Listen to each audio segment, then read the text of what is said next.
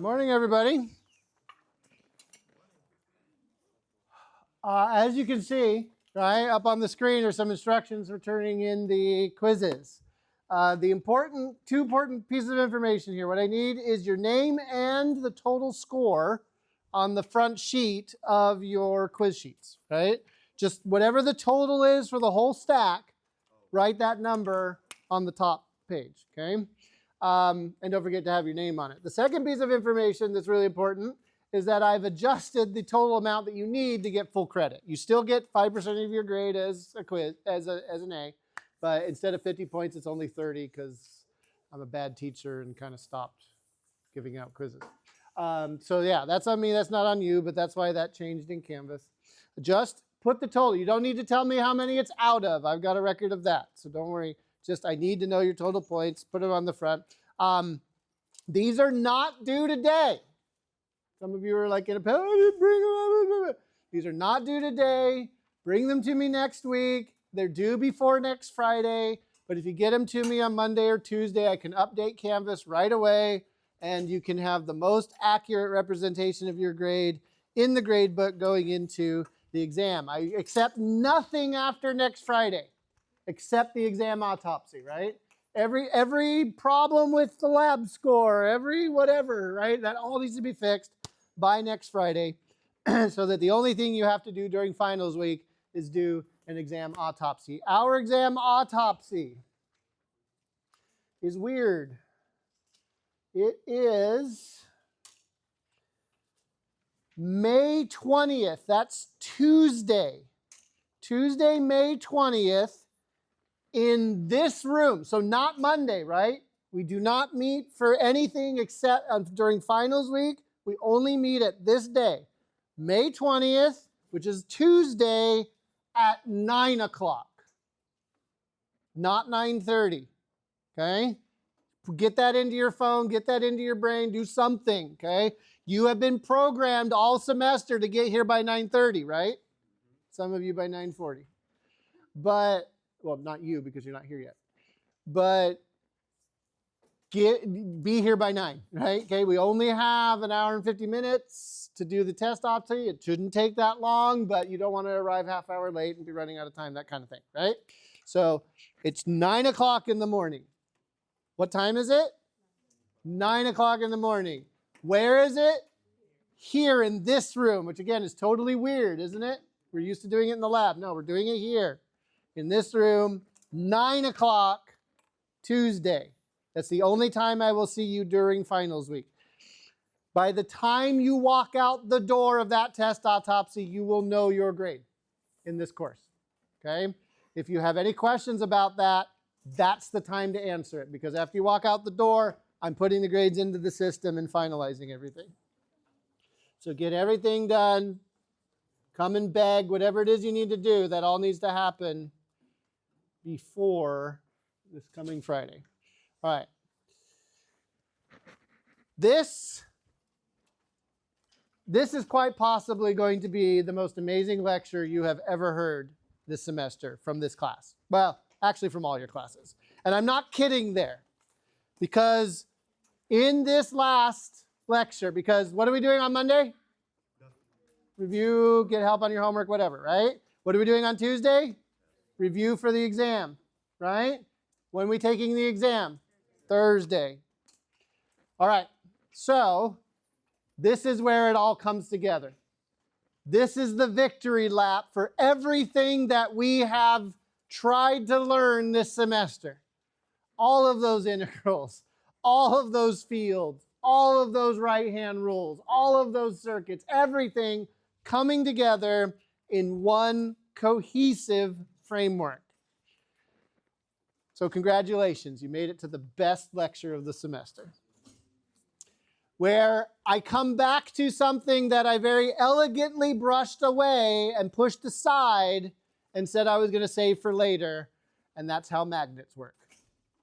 Not the magnets that come from currents, right? Electromagnets, none of that stuff that we did in detail, quite nauseating detail when it comes to Biot-Savart law, but where we come to like fridge magnets, permanent magnets, like What is it that makes magnets magnets outside of moving charges around?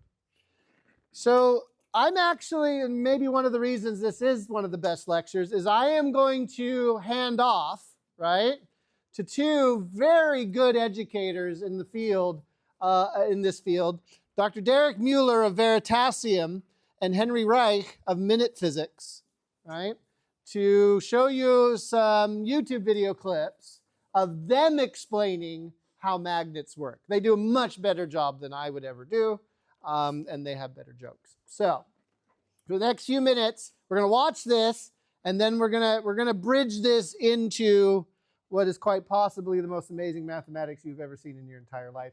And that is not a joke. Oh, if you take a piece of wood and put it next to another piece of wood, nothing happens. And if you take a piece of granite and put it next to a rock, still nothing. But if you take this piece of iron and put it next to this other piece of iron, magnet. Magnetic objects are able to magically attract at long distances because they generate magnetic fields that extend invisibly out beyond the object. But the mystery is this: where do magnetic fields come from? Well, that's easy, Henry. We've known for a long time that electricity and magnetism are really just two sides of the same coin. That's annoying. We can't put up with that for like 4 minutes. See if I can get it to work better. Should have known it was going to go out. I test it and it works just fine, and then it goes.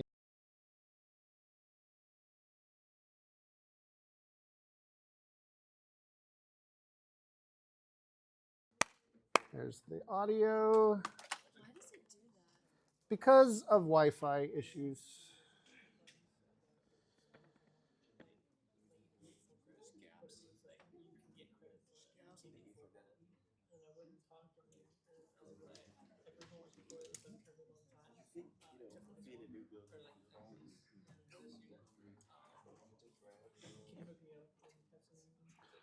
What do you guys see? You guys see that?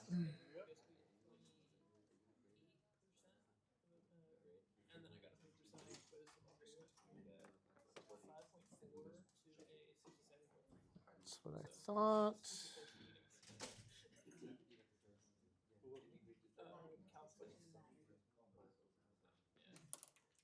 Oh, I think I got it. All right, we're rocking and rolling again. And am I still recording? Still recording. All right, let's try that again.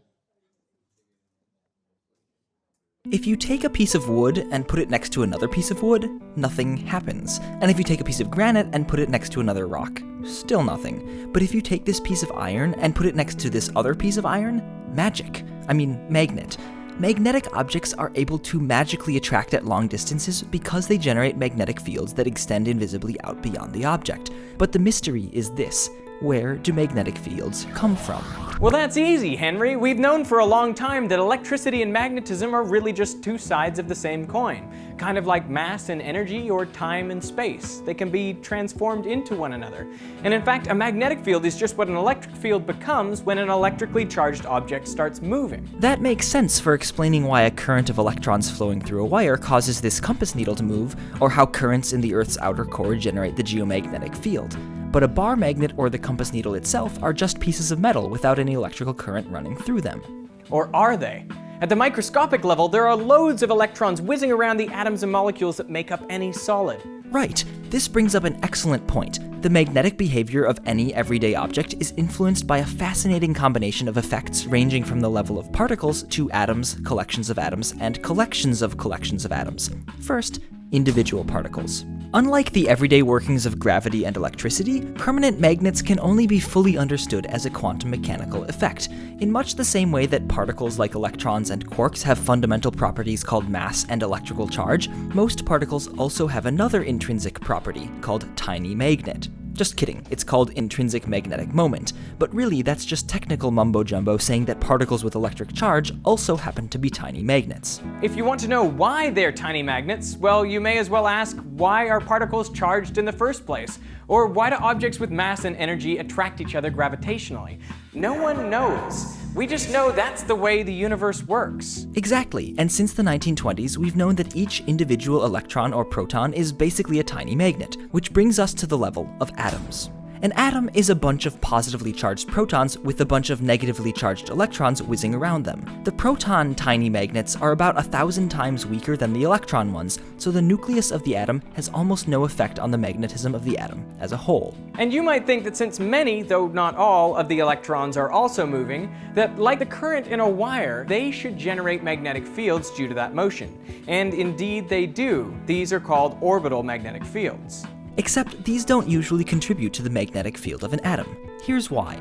Electrons in atoms are accurately and complicatedly described by quantum mechanics, but the gist of the story is that electrons congregate in shells around the nucleus. The electrons in any filled shell zoom equally in all directions, so the currents they generate cancel out and generate no magnetic field. These electrons also come in pairs whose tiny magnets point in opposite directions and also cancel. However, in a half-filled shell, all of the electrons are unpaired, and their tiny magnets point in the same direction and add up, meaning that it's the intrinsic magnetism of the electrons in the outer shell that gives an atom the majority of its magnetic field. So atoms near the side of any of the major blocks of the periodic table, which have full or nearly full outer electron shells, aren't magnetic, and atoms in the middle of the blocks have half-full outer electron shells and are magnetic. For example, nickel, cobalt, iron, manganese, chromium, etc. Wait, but chromium isn't magnetic. Ah, but just because an atom is magnetic doesn't mean that a material made up of lots of that atom will be magnetic, which brings us to the level of crystals. When a bunch of magnetic atoms get together to make a solid, they generally have two options. One is for all the atoms to align their magnetic fields with each other, or they can align their magnetic fields in an alternating fashion so they all cancel out. The atoms will do whichever one requires less energy. That's why chromium, for example, is a very magnetic atom but a very unmagnetic solid, because it's one of the most anti-ferromagnetic materials that we know. Iron, on the other hand, is the namesake of ferromagnetism, so it is unsurprisingly ferromagnetic, or, in usual parlance, magnetic. Sometimes. The last and final level of magnetism is that of domains. Essentially, even in a magnetic material where the magnetic fields of atoms line up together, it's possible that one chunk of the material will have all its atoms lined up pointing one way, and another chunk will have all its atoms pointing another way, and so on. If all of these domains are of a similar size, then none may be strong enough to force the others to align with it. In which case, a piece of iron, for example, may have no magnetic field at all because of all the warring magnetic kingdoms within it. However, if you apply a strong enough magnetic field from outside the material, you can help one domain expand its control over its neighbors, and so on, until all of the domains have been unified into one kingdom, all pointing in the same direction. And now, finally, you can rule with an iron fist! I mean, magnet. It's magnetic because it's ferromagnetic and all of the domains are aligned. Exactly. What's remarkable is that magnetism is a fundamentally quantum property amplified to the size of everyday objects. Every permanent magnet is a reminder that quantum mechanics underlies our universe. In order for an everyday object to be magnetic, though, it has to have a unified kingdom of magnetic domains, each made up of bajillions of magnetic atoms which also need to be aligned with each other, each of which can only be magnetic in the first place if it has an approximately half-filled outer shell of electrons, so their intrinsic magnetic fields can align and not cancel each other out. Not surprisingly, these criteria are pretty difficult to fulfill, which is why there are only a limited number of suitable materials you can use when you're building a magnet. Or you could just run a current through any electrical conductor and produce a magnetic field that way. But hey, why does that work in the first place? Click here to go over to Veritasium and we'll find out what special relativity and the speed of light have to do with electromagnets. I want to find out. All right, so how do fridge magnets work? Quantum mechanics is the answer. Okay, now for some of you, you are going to be discovering quantum mechanics in Physics 4C, right? So this is my pitch for Physics 4C, right? This is kind of the lead-in, right? Physics 4C, you can go figure out how fridge magnets work, how regular magnets work because of quantum mechanics. For those of you that have either had 4C, you already know the answer, so don't spoil it.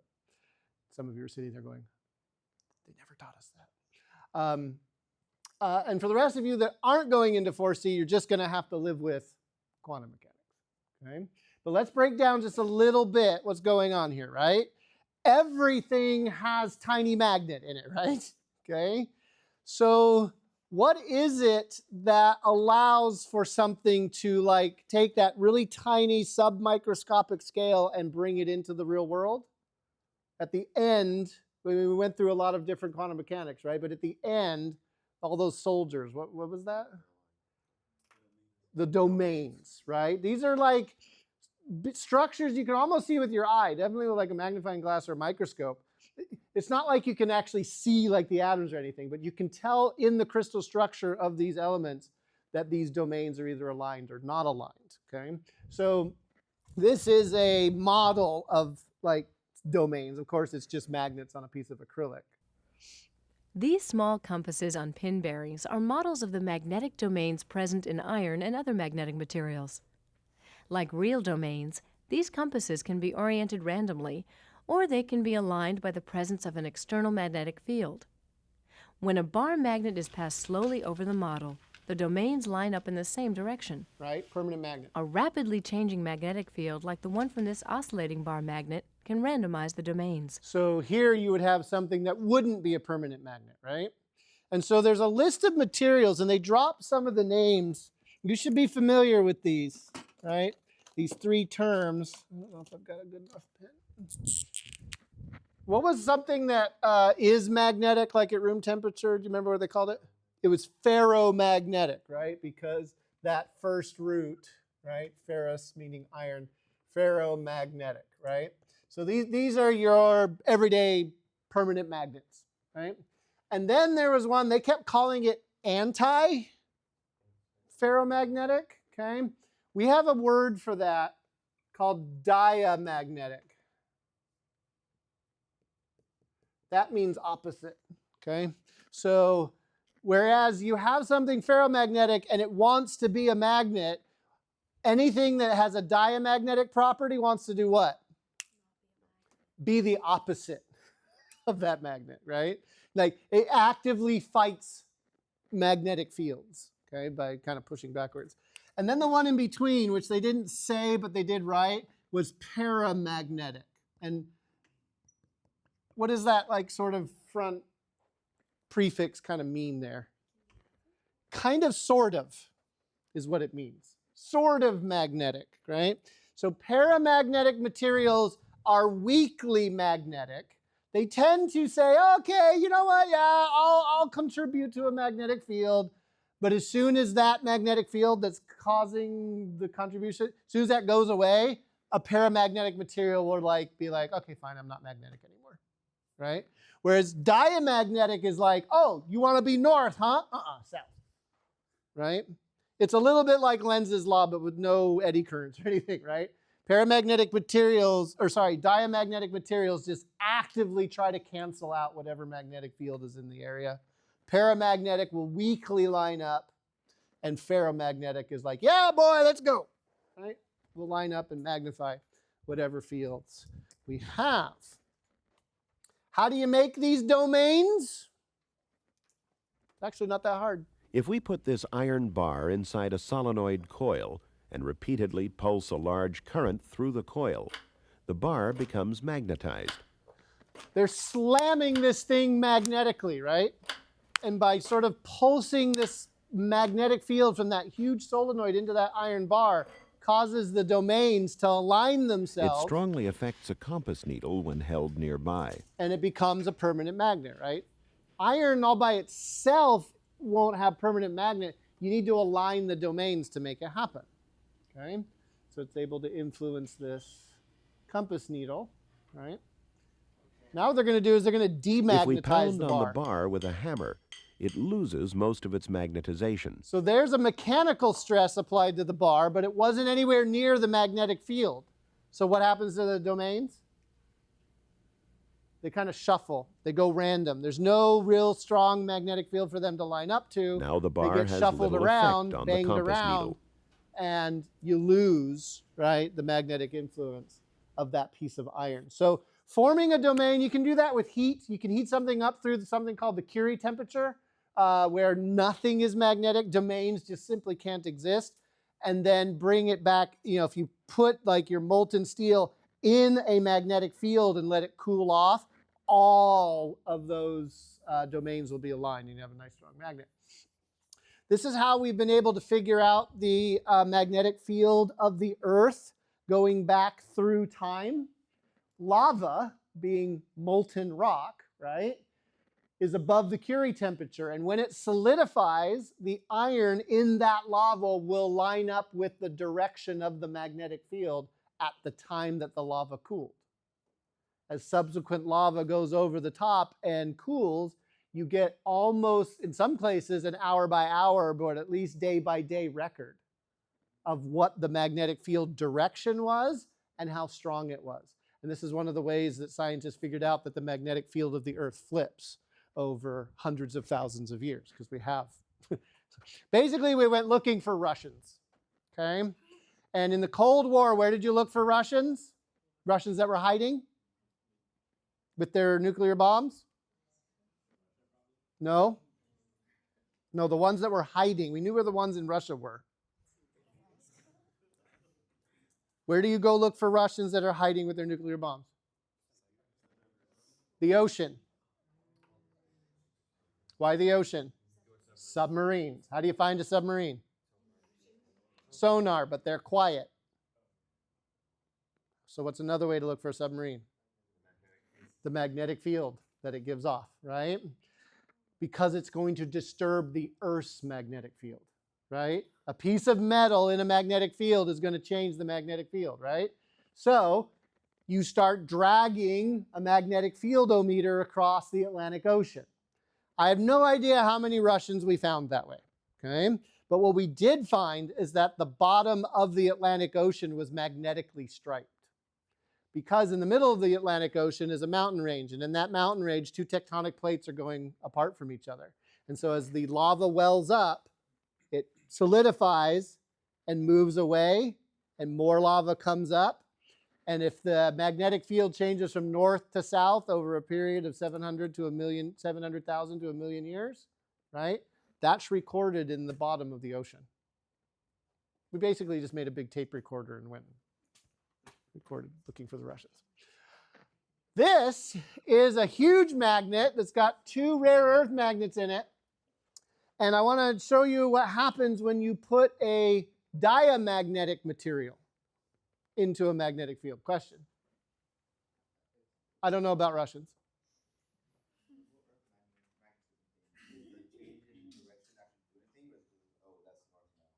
Well, the last time it happened, we didn't have TikTok.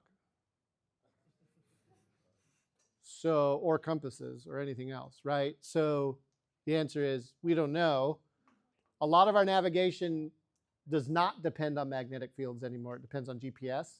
And GPS could care less what the Earth's magnetic field is doing, except for the fact that the magnetic field acts as a shield for those GPS satellites. And when we have a switch, it takes about 1,000 years for it to switch. The magnetic field of the Earth goes from a dipole to a quadrupole to an octopole. That's 8 poles, by the way, okay? And it weakens. So the magnetic shield of the Earth is slightly weaker. So we could have trouble with our satellites, maybe. Cancer rates for humans will go up slightly. Not a lot, just slightly. So we won't go outside as much. Okay, so what they're going to pour between the poles of this huge magnet is liquid oxygen. Oxygen is like a very strongly diamagnetic material, okay? Which makes water fairly diamagnetic. Why water? It's got oxygen, H2O, right? So this is what happens, right? When you pour liquid oxygen, it'll be kind of hard to see because of all of the condensation that will occur. But they're going to pour the liquid oxygen between the, and you see how it sort of sticks in between?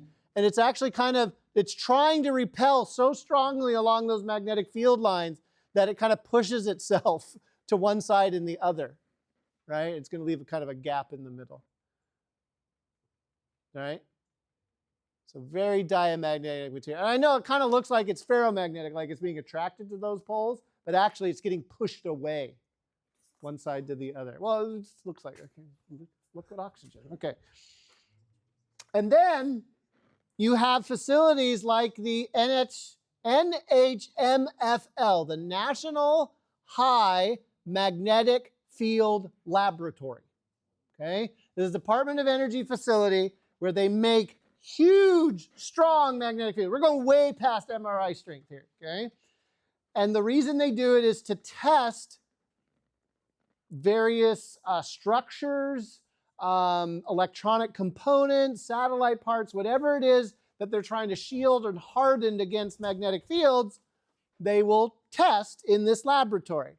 The following clip is a real actual clip of a test that is taking place. Larger.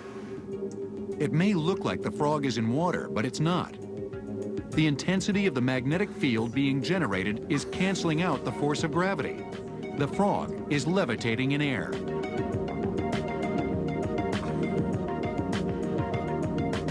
As remarkable as this may seem, this is a mere sideshow for the scientists who come to NHMFL. Okay. Please don't call PETA on me. Okay. I've been assured by the scientists that have done this in similar demonstrations that the frogs are just fine. Not only are frogs spend most of their time weightless anyway, because they are where? In water. Not all frogs, but most frogs, right? They studied the effects of high magnetic fields on lots of different animals, okay, and found that high magnetic fields don't hurt. I was going to say people, but animals. But the physiology of the frog is completely maintained. Now, if you're worried about the mental state of the frog, we need to talk. Okay? And you should know that the same thing has been done to chickens, both here and on the International Space Station. Can you imagine being a chicken and being launched into orbit? Well, dogs, yeah, chimpanzees, all kinds of stuff. But the chickens are the most hilarious. You might want to go YouTube that one. Spoiler alert, they take the chicken out of its cage, right? And they just sort of let it go. It freaks out. Chickens normally are like one neuron short of a synapse, right? Like I'm convinced in a chicken there's nothing going on above the brainstem, okay? My mom raised chickens, I know this. So the chickens not having a reference point go for all of the reference points simultaneously. Anyway, the frog is okay. Why does the frog float? Because frogs are mostly like 98, 99% water, okay? And water is strongly diamagnetic. And so the water in the frog and the very high magnetic field in that test chamber, right, are canceling each other out way beyond the ability of the force of gravity to pull the frog down. Yes? I don't know. I don't know the answer to that question. I'm sure it's like chimpanzees and monkeys. Yeah. They tend to work their way up from very simple things. Ferrets are like a really good analog, apparently, for human physiology reactions. I feel offended by that. And then working their way up, dogs, monkeys, rabbits, mice for drugs, and apparently brain function, which again I feel offended about. But yes, lots of animal testing. Okay, let's move away from magnetic fields of permanent magnets and bring it back to what we've been learning the entire semester. This was really the whole point. Not for a lot of you, you're like, well, no, Mr. Balogh, the point was for me to get an A and to get a high GPA and all that kind of stuff, right? But the real point was Maxwell's equations. So let's see if this is actually going to work.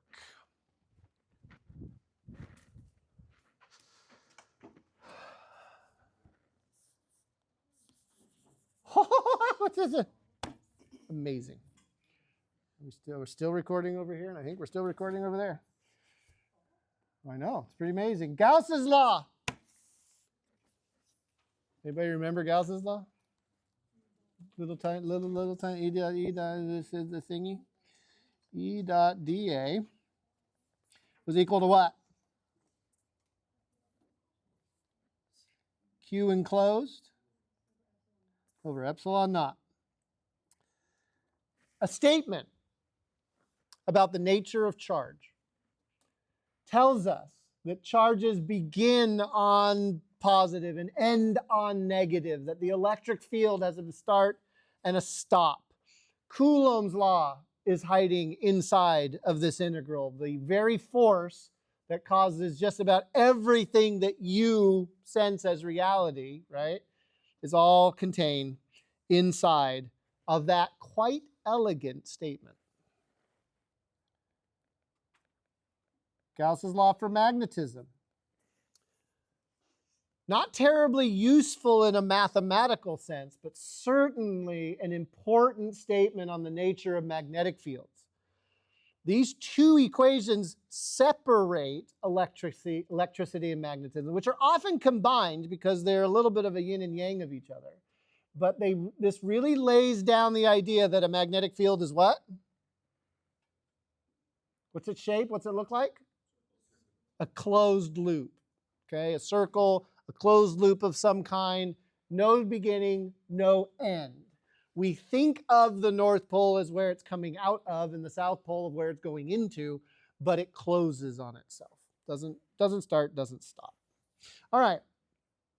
And then we have Ampere's law. That one goes, I think, did I write DL for you guys?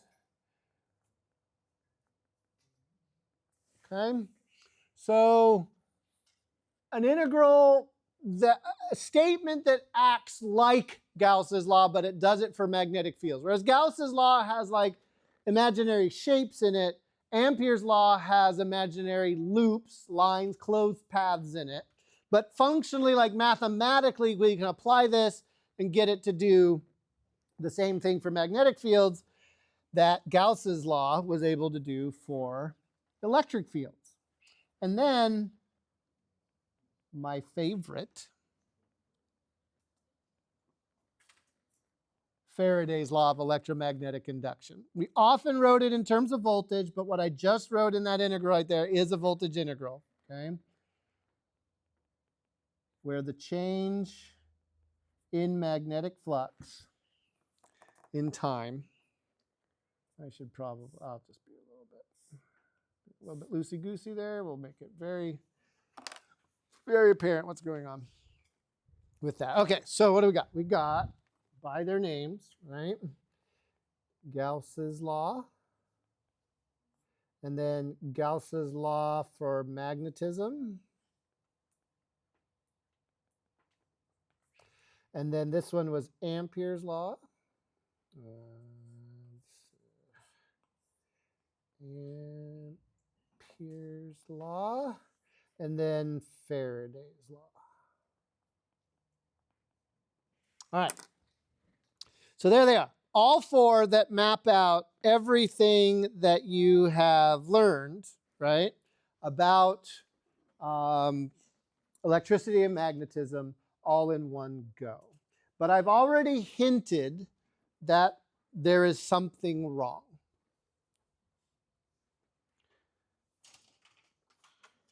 And it took James Clerk Maxwell to show us what it was.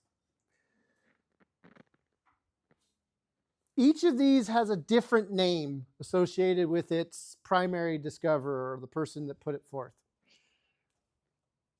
But we don't refer to the collection as Gauss's laws or Faraday's laws, right?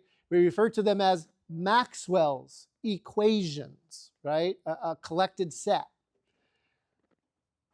And it was James Clerk Maxwell that discovered the flaw.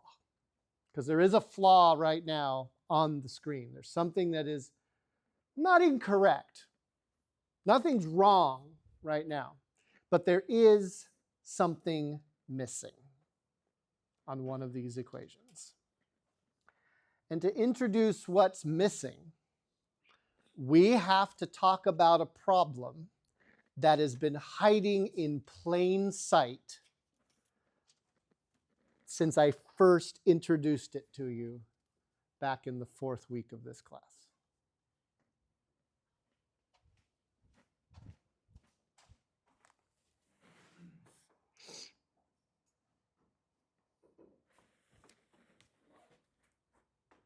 What's that? It's a capacitor. What happens when we connect, say, a battery to a capacitor? Charges the capacitor, puts electric field on the plate, in between the plates. Charge gets pushed around. We've done this before, right, Mr. Balogh? We can attach a resistor to it, do an RC circuit. We can put it in an AC circuit now. We can turn it into a resistor. And what's wrong? There's nothing wrong with a capacitor. Oh, yes, there is. Can you see it?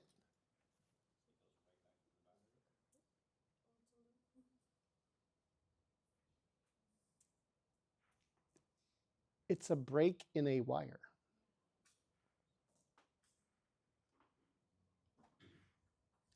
How does current flow in the first place?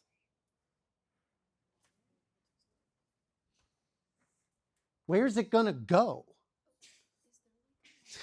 If I take a battery,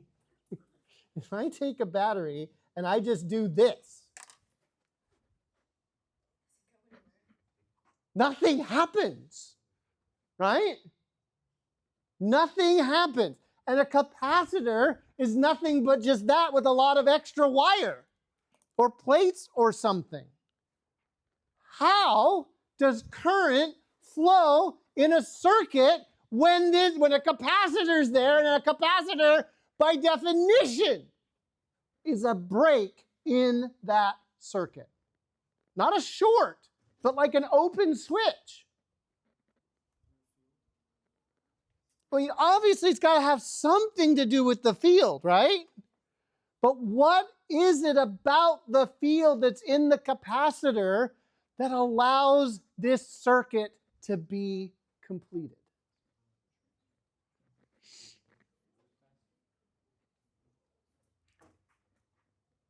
It's hiding in plain sight right here, the thing that is missing. And the capacitor problem had been known from day one. Connect a battery to something like a capacitor. This shouldn't work, but it does. So for decades, scientists were struggling with this. Remember, they were thinking of electricity as like a fluid, right? As this thing that flowed in the wire. And so how could anything flow when there's a break or a cut, right? And Faraday comes along and starts talking about fields and how fields are this intangible thing that kind of connects charges together. And it's all kind of, I don't know, a little bit loosey-goosey. And people are like, well, what about the electric fluid? And how does the capacitor work? And Maxwell, after Faraday's heyday, now Faraday and Maxwell both lived in the same time, but Faraday was much older than Maxwell was. Faraday and Maxwell, Faraday kind of hands off this concept and idea to Maxwell. Maxwell runs with it, and Maxwell realizes that there is a problem not with Faraday's law, but with Ampere's law. One of the things that physicists know about how our universe works is that our universe tends not to do things once. It tends to recycle ideas, concepts, and connections. And so there is a missing symmetry in Maxwell's equations. And it has nothing to do with the first two. First two are just generalized statements. The last two here, Ampere's law and Faraday's law, discuss the connection between electric and magnetic fields. Now let's take a look at Faraday's law. What does it say? Right? Where does circulating electric field come from? This circulating electric field, where does it come from? A changing magnetic field, right? Okay, so nature seems to create circulation of electric field if a straight magnetic field is changing. Change the magnetic flux, you're going to get circulation of electric field. In general terms, that's what Faraday's law is saying. Where does circulation of magnetic field come from?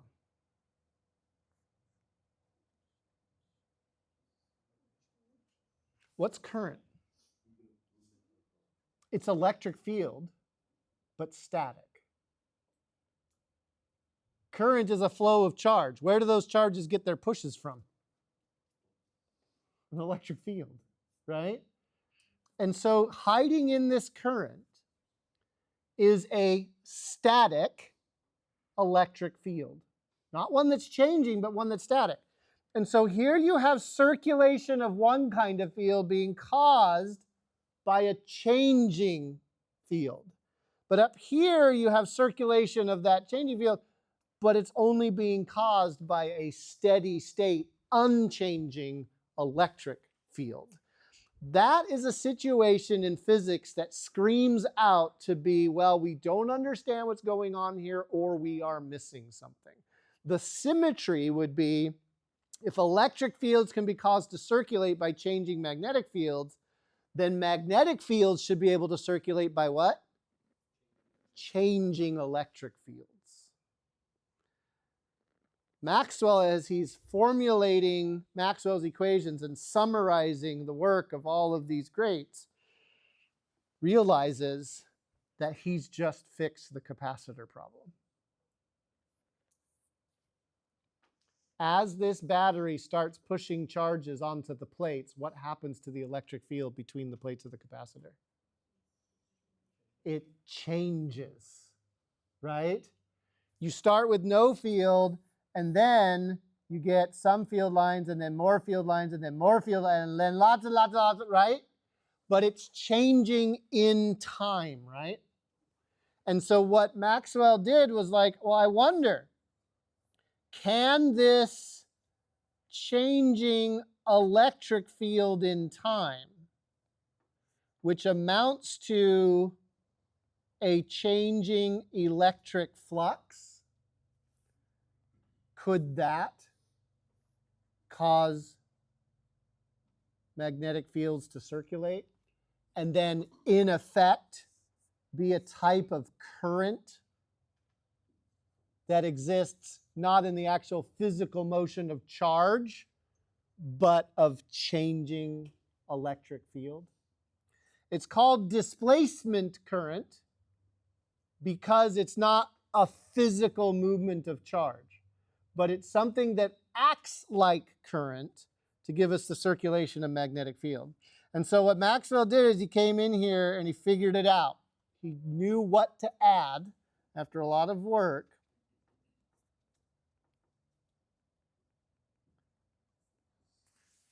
To Ampere's law.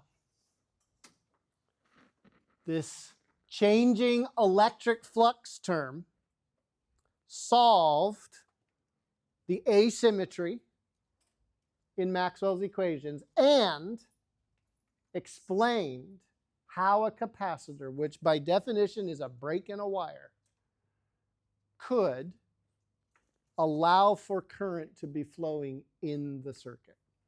Yes, it's a break, but the changing electric field acts as a current so that that circuit can complete itself. I want to point out that Ampere wasn't an idiot, right? He just lived in an age before Faraday and Maxwell. He expressed, right, what he physically measured and saw and did experiments with, but it never would have occurred to him that an electric field could be generated by these magnets, right? That would come later as Faraday developed his ideas, and then Maxwell realized the asymmetry, and they kept going. So what I want to play for you now is a video that tries to help you visualize sort of what's going on, right? With this changing electric flux and how it could possibly be current-like. They're going to sort of dump some mathematical ideas on you, but you're good. You'll get this. The magnetic circulation around any path depends on the electric current linked through the path.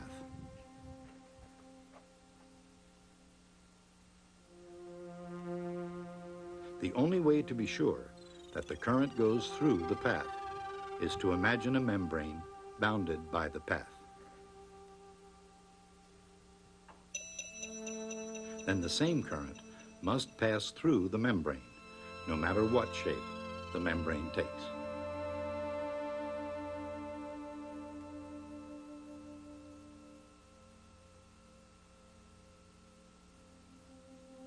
But that's no longer true if the current flows into a capacitor. Then, even though current is flowing, there may be none through the membrane.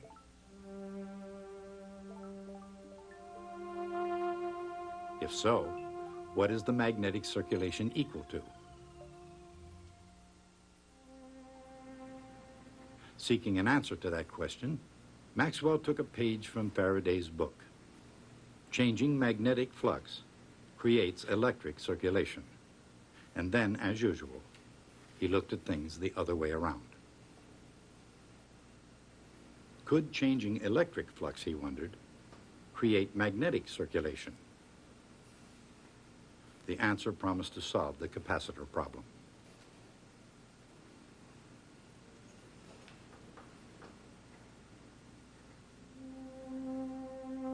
As current flows into the capacitor, charge builds up, which creates an increasing electric field between the plates. The electric flux through the membrane can be deduced from Gauss's law by imagining a closed surface. All the flux goes through the dome-shaped membrane, and it's equal to the charge on the capacitor plate over epsilon naught. The rate of change of electric flux can be found by differentiating both sides of the equation.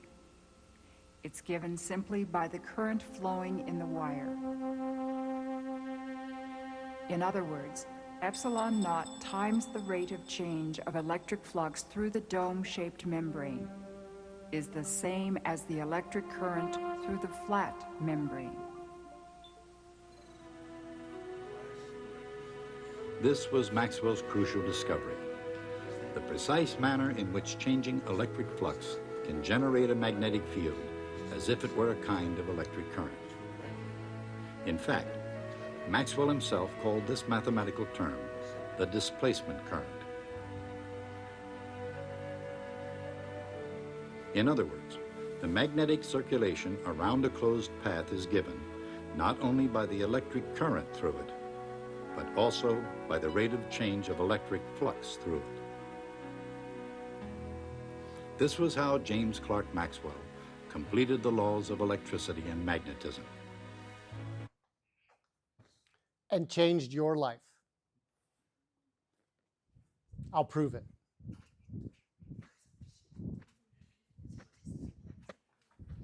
In a second.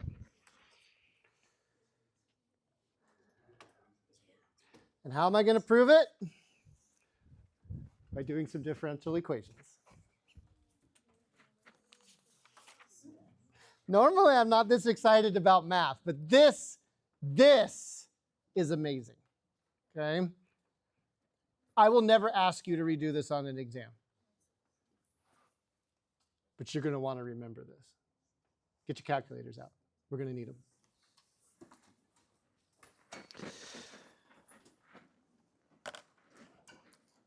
There are lots of ways to write Maxwell's equations, okay?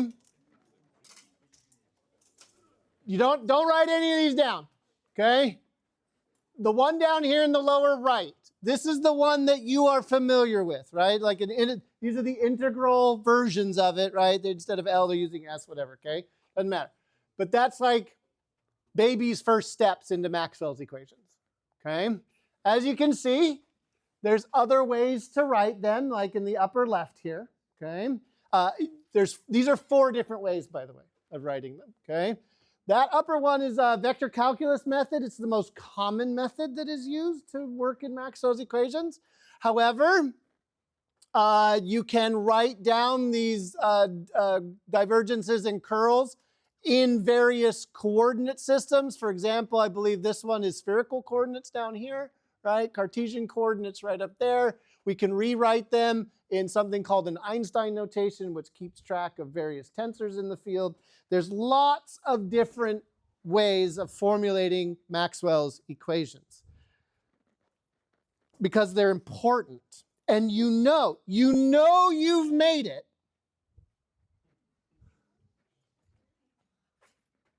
okay?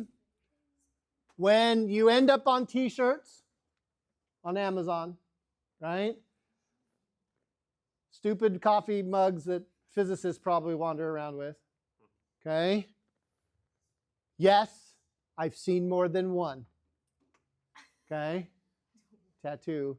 And I've actually been to that sign in Edinburgh, Scotland, where there's a statue of Maxwell, and on that statue is that plate right there, right? No explanation, but for everybody that knows, you know. Why has it made it into the popular zeitgeist? Why is it so important? Let me show you. Oops. Did it go away? No. Right there. All right. Let's just sort of pocket these over here. What I'm going to do is I'm actually going, and you just have to trust me just a little that I'm not leading you astray, because I am not. This is serious. This is amazing. And you will walk out of this room a changed person because of what you are about to witness. Okay? I'm going to rewrite Faraday's law of electromagnetic induction just slightly in its differential form in Cartesian coordinates. Okay? So instead of writing it down as an integral like this, okay, we're gonna skip about 2 semesters of senior E&M. Okay? And we're going to write it down like this. The partial derivative of the electric field with respect to space, dx in this case. We'll do just a single dimension, okay, is related to or connected to, right, the opposite of a changing magnetic field in space. What we tend to do at higher levels of physics is we start dropping like all the constants because we're bored with them, and we put them in at the end, which is why you see this written sort of without its n's or its mu naughts or the areas or anything like that. We'll figure that part out later. I did mess up here just a little bit because I forgot my minus sign. I will be a little bit loosey-goosey with my positive negative signs, but I better start in the right spot. Now notice, what does this say? A changing electric field in space, which by definition is a circle because it's changing its direction, right, is caused by what? Changing magnetic field in time, right?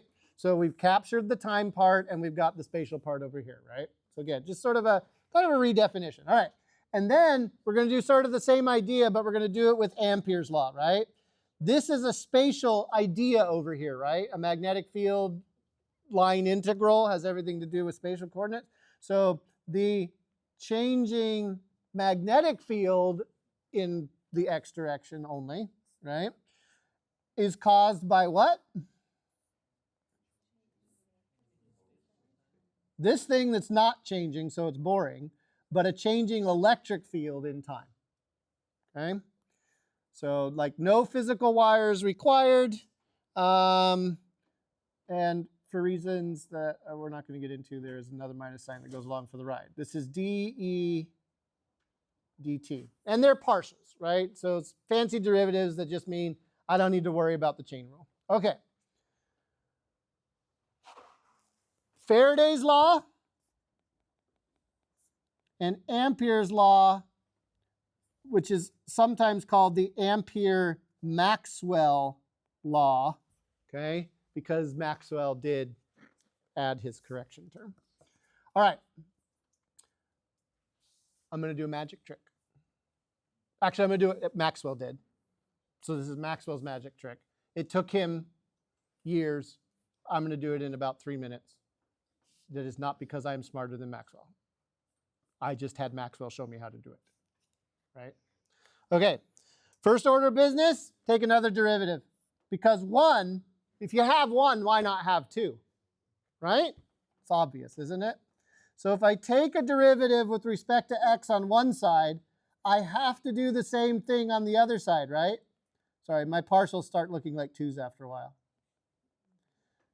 Right? And now that I've effectively multiplied by 1, or just at least done the same thing on both sides, because these are partial derivatives, I can reverse the order of the derivative over here. In other words, does it matter if I do the time derivative before the space derivative or vice versa? If it's a partial derivative? No, it doesn't care. Okay? So I'll reverse it. This becomes d dt on the outside, and then I have differential of magnetic field with respect to x. Do I know what dB dx is?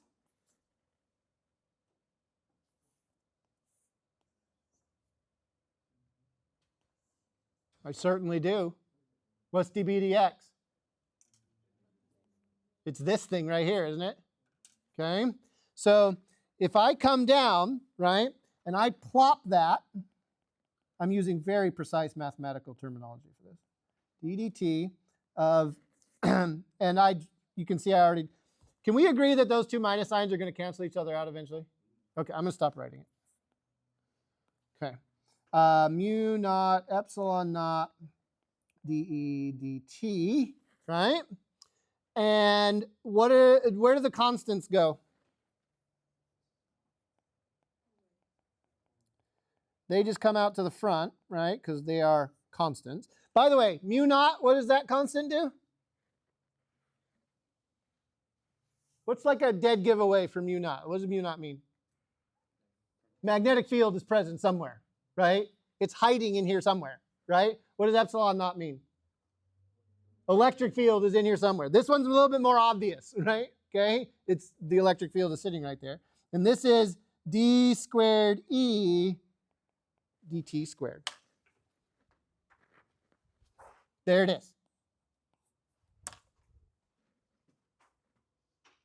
No? Didn't change your life?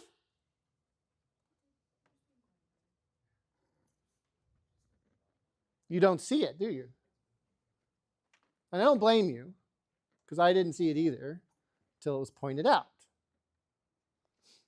That equation right there. And by the way, we can kind of reverse this. We can do exactly the same type of mathematical thing, but we can start with the Ampere-Maxwell law and then substitute in dE dx to get exactly the same equation, but in terms of the magnetic field. So like kind of you do it all again, and you get d squared b dx squared equals mu naught epsilon naught dB dt squared, something like that. Okay? Yes? Is he telling me this whole time we could have been doing partial derivatives instead of integrals over chunks of space? Yes. Wow. But we're not allowed to make math 7, 6. Where do you do partial derivatives? 6. We're not allowed to make math 6 a prerequisite of this class. So, anyway. Yeah, it gets a lot easier, but then you start doing all of the bad problems, and so it gets worse. Anyway, that equation right there is a very special equation. It has the form of some function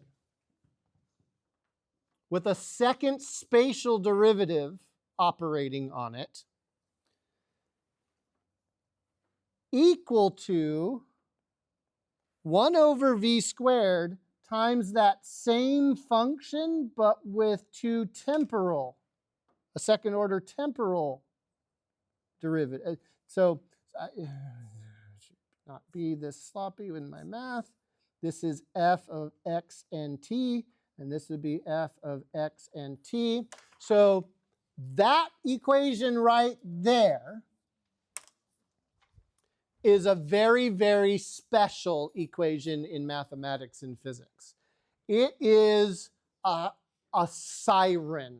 It is a flashing neon sign. It is a, hey, look over here, you have something incredible. What we have is an electric field and a magnetic field that both have the same form as this equation. Our equations have mu naughts and epsilon naughts in the front, but this one's got a 1 over a velocity squared in the front. So what does that mean? If we compare and contrast between these two equations, our 1 over v squared is equal to mu naught epsilon naught. So if we just ask the question, what the heck is this velocity? That's 1 over the square root of mu naught times epsilon naught. Does anybody remember what mu naught is? Get your calculators ready. 4 pi times 10 to the minus 7. Okay, you know what? Yes. Try to put that in as exactly as you can in your calculator, okay? And then epsilon naught is 8.8541877817 times 10 to the minus 12. Those are the known value, like the fullest, most accurate representation we have of epsilon naught. And of course, mu naught, by definition, is as accurate as you need it to be, okay? I want you to put all of that in your calculator, find what the answer is, and don't tell anybody. It's a secret.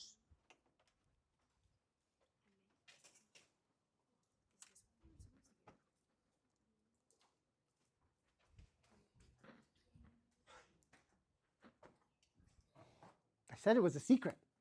Why didn't you? Okay, you should point it at him.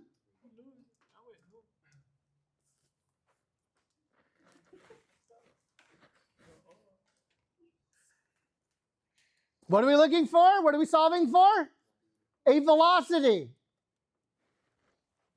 Somebody, Rose, what was your number?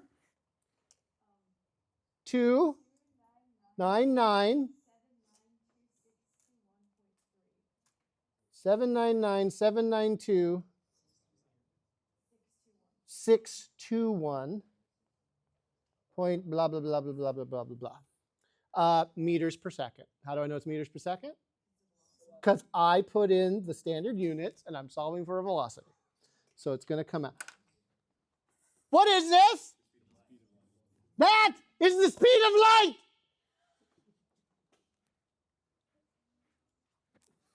What have we done? What is this equation? What is light?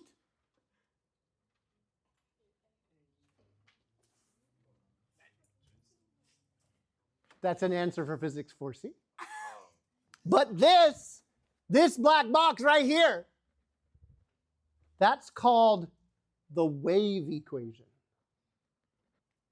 Any function that can satisfy this relationship is the mathematical description of a wave. What kind of functions, when you take their derivatives twice, return the same function?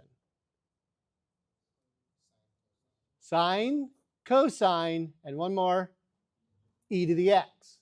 Remember? Told you, when you're solving differential equations, those are your guesses, right? Does e to the x look like a wave? No, so it doesn't work here. But sines and cosines certainly do. Sines and cosines of what? Electric and magnetic fields. So I ask you again, what is light? An electromagnetic wave propagating through space.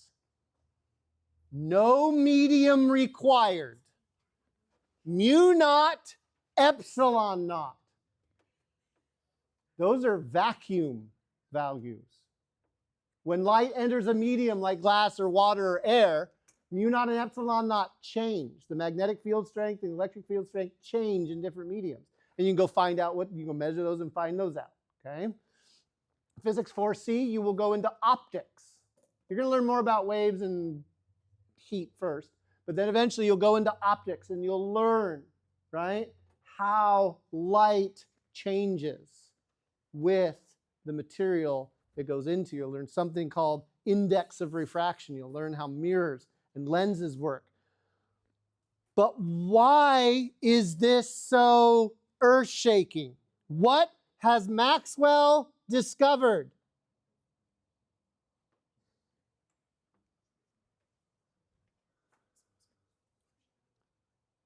What have we done?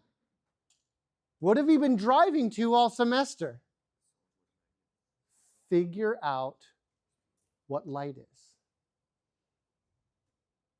Still don't get it. Still don't get it. Okay, I can bring this home. Prior to Maxwell, there was an argument going on. Is light a particle or a wave? Okay, we know the answer is it's both or it's neither or whatever. But let's put this in some historical context, okay? Because the argument for it being a particle was that how is it possible for a wave to travel, like from the sun to the earth, to travel through the vacuum of space? Right? Waves need a medium in which to propagate.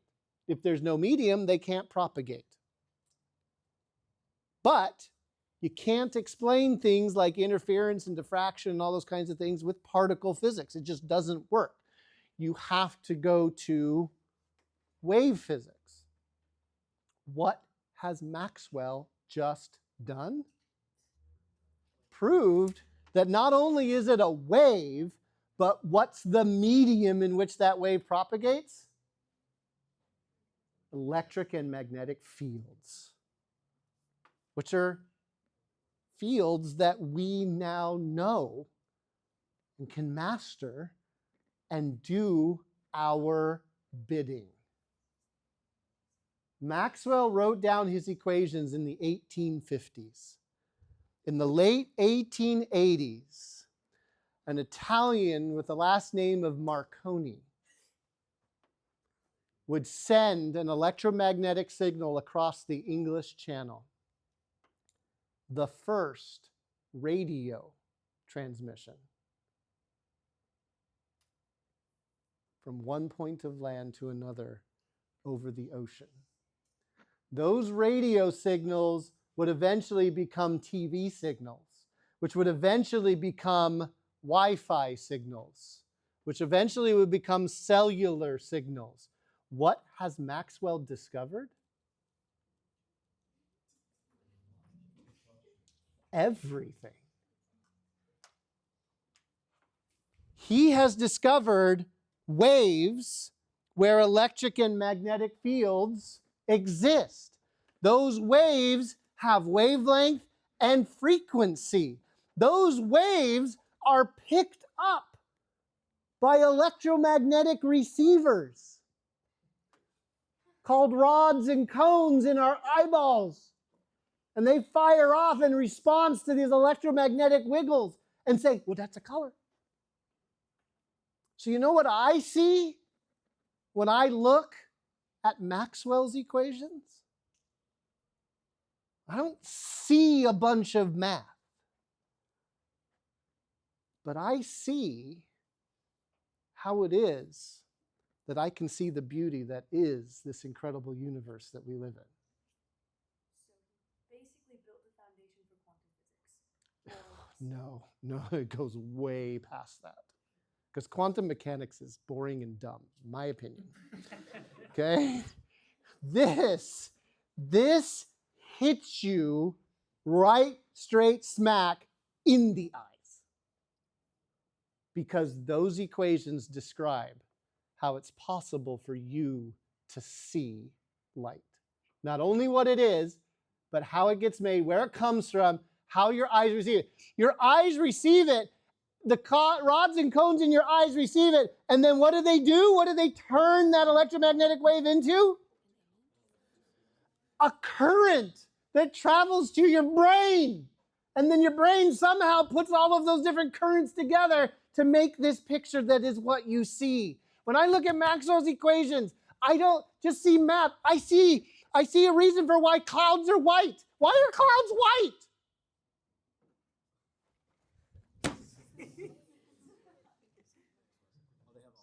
Because they have all the colors. Why do clouds reflect all the colors? Because they're made up of water droplets that all have different sizes. That when the light from the sun hits them, sends all of those different colors spreading out. And when we see all of the colors together, we see white. Why is it that why is the sky blue? Maxwell's equation. It doesn't reflect off the ocean. It's the other way around. Why is the ocean blue? Because the sky is blue. That is the correct order. But why is the sky blue? Where did that light come from? Came from the sun. So why did the blue end up in the atmosphere? Because there's little tiny pieces of gas and all these things that chemists call molecules and whatever. And they take that blue light, absorb it, and then send it in every direction, letting the rest of the light through. The sky is blue because of Maxwell's equations. Clouds are white because of Maxwell's equations. Why are rainbows so amazing? Because of Maxwell's equations.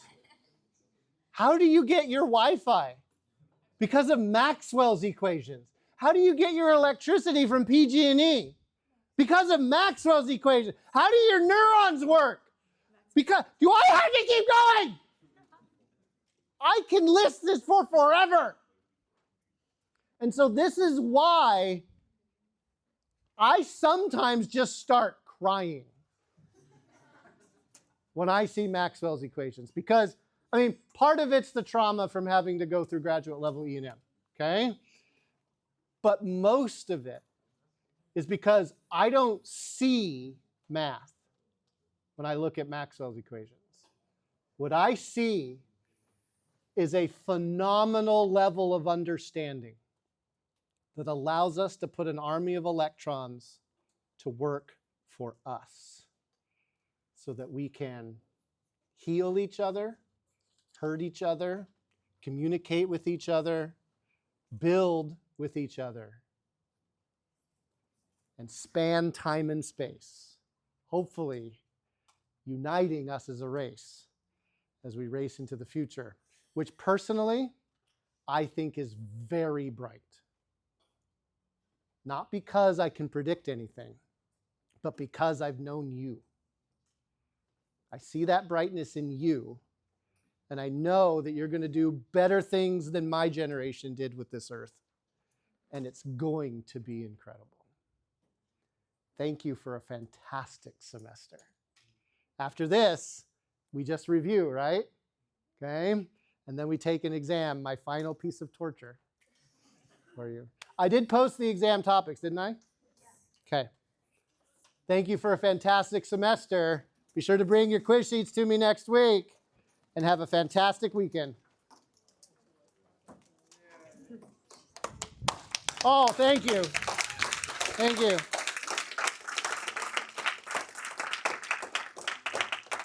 You were a little bit late for an A, but I'll think about the B.